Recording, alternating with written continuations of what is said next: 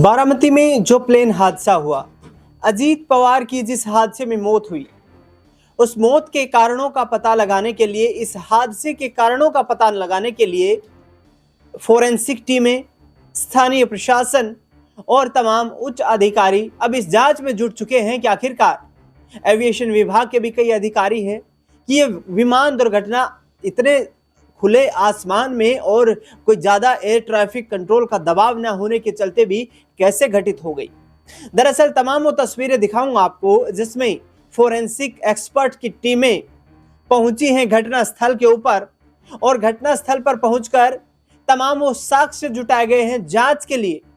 ताकि इस दुर्घटना के कारणों का पता लगाया जा सके कि तकनीकी खराबी थी, खराब मौसम था, किस कारण से ये विमान जो है लैंडिंग करते वक्त अपना जो लैंडिंग स्ट्रिप है उसको छोड़ दिया इस विमान ने और फिर ऐसे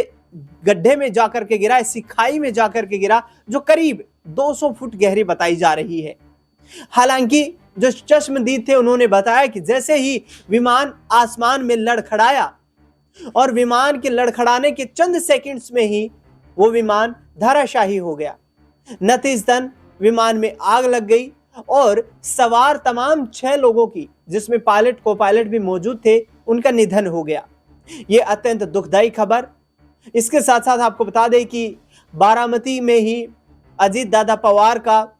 अंतिम संस्कार किया गया और भारी भीड़ उनके अंतिम संस्कार में जुटी। अजीत दादा पवार पंच तत्वों में विलीन हो चुके हैं, लेकिन जांच रिपोर्ट का भी सबको इंतजार है कि आखिरकार जांच रिपोर्ट में किन कारणों का खुलासा होगा। अब तस्वीरें दिखाता हूं मैं, कैमरा पर्सन से कहूंगा ये तस्वीरें जरा ध्यान से दिखाएं। यहां पर फोरेंसिक एक्सपर्ट्स जो हैं वो इस स्पॉट पर पहुंचे हैं। उन्होंने यहां पर इस स्पॉट को नोटिफाई किया है कि आखिरकार इस स्पॉट पर ये क्या दुर्घटना घटित हुई जिसके चलते ये इतना बड़ा विमान हादसा हो गया। आपको दिखाई दे रहा होगा इसमें कुल 6 लोग हैं। ये तमाम लोग जांच टीम से हैं जो तमाम सैंपल्स इकट्ठा कर रहे हैं। ये आपको विमान के टायर्स दिखाई दे रहे हैं, एक पुर्जा जो टूटा हुआ है उस स्पॉट को भी यहां पर दिखाया गया है कि किस तरीके से ये दुर्घटना घटित हुई होगी। क्या तकनीकी खराबी थी जिसका पायलट पता नहीं लगा पाया, तो शीघ्र उन्हें जो रिस्पॉन्ड करना चाहिए था क्या उसमें उनको सफलता हासिल नहीं हुई। ये तमाम सवाल हैं, लेकिन ये तमाम जो आपको जांच अधिकारी दिखाई दे रहे हैं, टीम के सदस्य दिखाई दे रहे हैं, ये उस पहलू की जांच करने में जुटे हुए हैं कि आखिरकार ये इतनी बड़ी दुर्घटना जो थी उसके कारण क्या रहे होंगे। दरअसल ये एक बड़ा विमान का पुर्जा टायर्स दिखाई दे रहे हैं आपको। इस ये जो टुकड़ा टायर्स का गिरा हुआ है टूटकर, इसको सैंपलिंग के आधार पर यहां पर ये टीमें जांच करती हुई नजर आ रही हैं। मुख्यमंत्री देवेंद्र फडणवीस ने सीधे तौर पर कहा है कि हाई लेवल जांच करवाई जाएगी कि आखिरकार दुर्घटना किन कारणों से हुई। इसके अलावा आपको बता दें कि ये वो इलाका था, ये वो खाई नजर आ रही है जहां पर ये हेलीकॉप्टर क्रैश हुआ, गिरा हेलीकॉप्टर और गिरते के साथ इस हेलीकॉप्टर में आग लग गई। आगे की तस्वीरें मैं आपको दिखाना चाहूंगा। जिस तरीके से ये अंतिम संस्कार की जो तस्वीरें, भारी हुजूम उमड़ा अजीत दादा पवार को यहाँ पर अंतिम विदाई देने के लिए और उनके तमाम परिवार के सदस्य भी मौजूद थे, जिसमें सुप्रिया सूले की बात करें, यहाँ पर सुनेत्रा पवार आपको दिखाई दे रही हैं। गमगीन माहौल में किस तरीके से अजीत दादा को अंतिम विदाई दी गई, ये तस्वीर और आपको यहाँ पर मैं दिखाना चाहूंगा। ये काफी अहम तस्वीर हो जाती है क्योंकि जब ये टीम वहां पर मौजूद है, पूरे इलाके की देखिए दुर्घटनाग्रस्त जो विमान है उसके आसपास का जितना भी मलबा था उसकी घेराबंदी की गई और ये जो भारी भीड़ नजर आ रही है ये स्थानीय लोग हैं, इनके साथ साथ प्रशासन के लोग हैं जो इस घटना को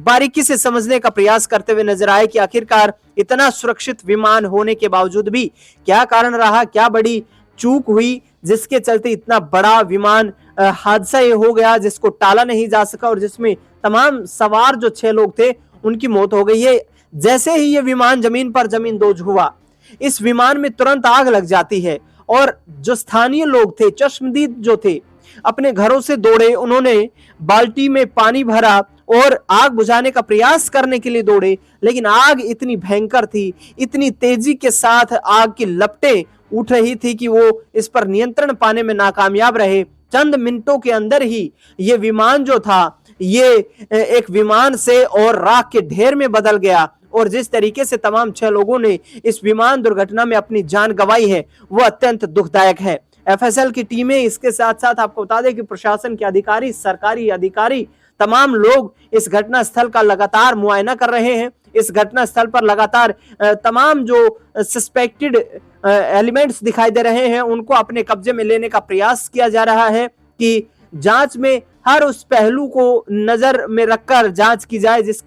जिसके आशंका के चलते ये प्लेन क्रैश हो चुका है। दरअसल देखिए, जिस तरीके से प्लेन को आपको यहाँ पर मैं दिखाना चाहूंगा कि किस तरीके से सीधे ये प्लेन जो है धरती में लैंडिंग करने के लिए जो अपनी स्टिप है उसको छोड़ चुका था, अनबैलेंस हो चुका था, और उसके बाद जो इन फ्रंट होता है वो किस तरीके से इस गड्ढे में गया और गड्ढे में गिरते ही इस प्लेन में आग लग जाती है। तो ये घटनाक्रम जो घटित हुई है ये वाकई दुखदायक है। आप देख सकते हैं कि किस तरीके से ये तस्वीरें जिस तरीके से बयान कर रही है कि ये दुर्घटना कितनी गंभीर थी। आग की लपटें आपको दिखाई दे रही होंगी, धुएं का गुबार जो आपको दिखाई दे रहा है, ये धुएं का गुबार इस बात की तस्दीक कर देता है कि ये घटना कितनी दर्दनाक और कितनी हृदय विदारक रही होगी, जिसमें अजीत दादा समेत उनके सह स्टाफ कर्मी, इसके साथ साथ प्लेन के क्रू मेंबर और पायलट ने भी अपनी जान गंवा दी है, जो महाराष्ट्र की एक बड़ी विमान दुर्घटना में के रूप में देखी जा रही है। ये तमाम वहां पर दमकल विभाग के कर्मचारी जो पहुंचे थे उन्होंने आग पर नियंत्रण पाया ताकि स्थानीय लोगों को किसी तरीके का कोई नुकसान ना हो। बारामती के आसपास का इलाका है और महत्वपूर्ण ये है कि ये विमान जो है जिस वक्त ये लैंड कर रहा था, ये विमान उस लैंडिंग स्ट्रिप से महज 50 मीटर की दूरी पर ही, क्योंकि अपनी सही लोकेशन विमान नहीं पकड़ पाया और 50 मीटर की दूरी पर ही ये विमान जो है ये क्रैश हो गया, जिसमें अजीत दादा समेत तमाम लोगों ने यहाँ पर जान गंवा दी। ये तस्वीरें आपको दिखाई दे रही हैं अजीत दादा पवार की, जो परिवार के सदस्य हैं वो किस तरीके से यहाँ पर इस अंतिम संस्कार के कार्यक्रम में पहुंचे। वहां पर उनकी पत्नी सुनेत्रा पवार दिखाई दे रही है, उनकी बहन सुप्रिया सूले दिखाई दे रही हैं, जिन्होंने गमगीन आंखों से अजीत दादा पवार को ये अंतिम विदाई दी। लेकिन हर किसी के दिल में एक ही बात है कि आखिरकार इतना सुरक्षित विमान होने के बावजूद भी इस तरीके से जमींदोज चंद सेकंडों में ये विमान कैसे हो जाता है। आगे मैं आपको ये तस्वीरें लगातार दिखा रहा हूं, जिसमें साफ तौर पर आप इन तस्वीरों में देख सकते हैं कि भारी हुजूम था, मदद करने वालों की कमी नहीं थी, लेकिन संसाधनों की त्वरित उपलब्धता ना हो पाना भी कहीं ना कहीं ये कारण हो सकता है जिसमें अजीत दादा का निधन हो गया। और अजीत दादा ही नहीं बल्कि तमाम जो 6 लोग इन्होंने जान गंवाई है, हर किसी के प्रति यहाँ पर उनके समर्थकों में, कार्यकर्ताओं में, उनकी पार्टी के लोगों में, यहाँ तक कि पूरे देश भर के लोगों के दिलों में जो दर्द है उसको शब्दों में बयान नहीं किया जा सकता है। अब देखना दिलचस्प ये होगा कि फोरेंसिक रिपोर्ट जो सामने आएगी उसमें क्या बड़ा कारण का पता लग पाता है, आखिरकार ये दुर्घटना क्यों घटित हुई। इस खास रिपोर्ट में फिलहाल इतना ही।